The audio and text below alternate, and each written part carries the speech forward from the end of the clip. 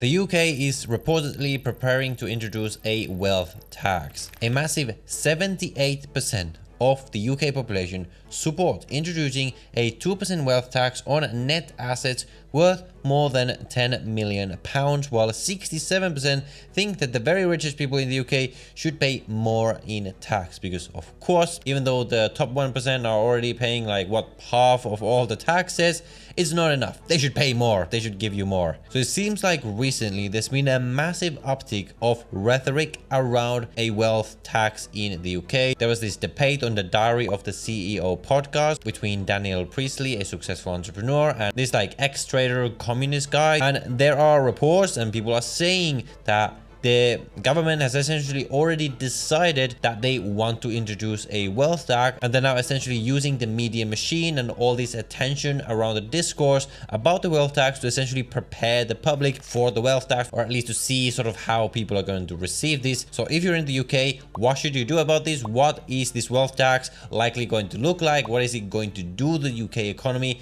if it is introduced? And do I think that this is actually going to happen? In case you're not aware, I'm an expat and an online business owner who left the UK more than 2.5 years ago. I've been living in the UAE mainly since then, and I also spent half the year sort of traveling around, mainly around Southeast Asia, sort of looking for a second or even a third base. And a big reason for leaving the UK was of course taxes. It was not the only reason. I made previously a video about the 15 different reasons why I left the UK, and it's not just me that is leaving. If you look at the statistics, the UK has already right now the second highest net exodus of millionaires leaving the country, and now they still don't think that the rich are paying enough, and they're still saying like, no, if we introduce a wealth tax, they're not gonna leave. So first, if we just think about this, what would actually happen if this wealth tax was introduced? Well, luckily we don't even really have to speculate about this. These things have already been tried, and there is a reason why generally countries don't use wealth taxes, because they are very, very ineffective at actually raising revenues, and the net effects are usually negative. There was a case in Norway, I believe in 2023, they increased their wealth tax by like 0.5% or something like that, and they were expecting, like these socialists always do, like, oh, because there's this much wealth in the country, if we increase the wealth tax by this much, it's gonna raise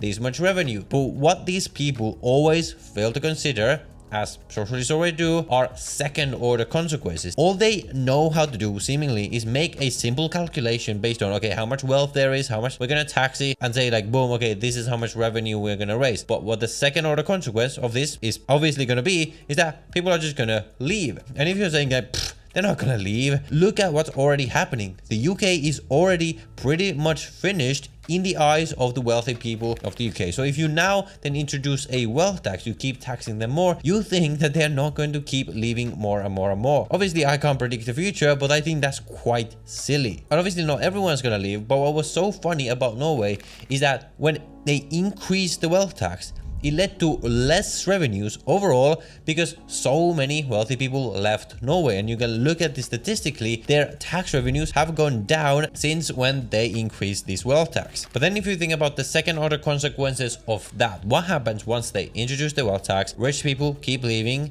and then the people panic. Oh my god, the evil rich are leaving. What are they gonna do next? Well, they're gonna have no other choice. Well, the UK economy is already tanking. Everyone's already leaving. They are in a massive deficit. They don't have enough money, the government, to fund the programs that they have. Obviously, they're not going to cut them. They don't have the same kind of momentum as they have in the US to like cut government spending or something like that. So what's going to happen next? Well, the only choice they're going to have next is to introduce an exit tax, or even worse, citizenship-based taxation, because once they see that they simply cannot tax these rich people because they simply don't want to be in the UK, they will have no other choice but to essentially force them to pay and trap people in the system. I've been saying this for such a long time. If you're still in the UK and you haven't left yet, you might want to do that right now, because things keep getting worse and worse and worse and worse and worse. And since I left, every single day I'm more and more happy about the fact that I left. And me personally, I'm not a UK citizen, so whatever they do doesn't really affect me. I'm sort of just looking from afar, seeing how this once great country is just destroying themselves with all these new taxes, all these new ridiculous policies. And to me, it's kind of comical, but kind of sad at the same time, because I used to really like these countries. There's a lot of great friends that I still have there, and things like that. So I'm just gonna see what happens. So if you're still in the UK and you want to leave, where can you go and what does the process look like? Well, the first thing to understand is that there are places to go. There's still people in the UK who are like, well, there's nowhere to go. Every other country already also sucks. I can't leave. But what I ask you to do is just go, like, travel for a couple of months. You'll be amazed at the kinds of places that are out there. There are tons of places where you can get better lifestyle, better people, none of the toxicity that is in the West. It's only after I left the West that I realized just how toxic the whole political environment had become. You have only basically two sides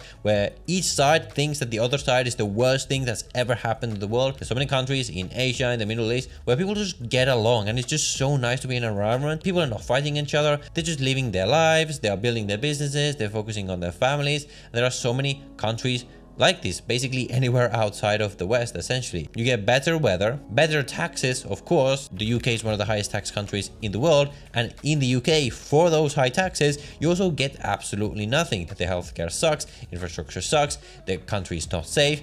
Literally, there is no reason to be in the UK anymore unless it's for like family reasons or something like that. There's countries like Spain or Italy where the economy is terrible, you can't really do anything interesting there, but at least they have great weather, at least they have great food, at least it has a nice vibe. The UK doesn't even have that. So there's a reason why literally everyone is leaving the UK right now, because the country is basically finished. So you should do that now while you still can, without having to pay a wealth tax, while you still can, without having to pay a massive exit tax when you leave. If you're looking for the easiest possible place to go where you can get a new tax residence very easily, you can just move your company there very effortlessly. The number one place where I went to myself as well is the United Arab Emirates. There's a reason why it is the most popular choice for British expats right now. Why? Well, basically it solves all of these problems that the UK has. It has great weather, great positive people, growth-minded people that are building things, amazing lifestyle, and it's very easy to go through the process. All you have to do is set up a company, hire yourself, and then you're going to issue yourself a work visa by that company. Or if you want, you can buy real estate with a minimum of 2 million dirhams, around like 400,000 pounds or something like that, and you can get a 10-year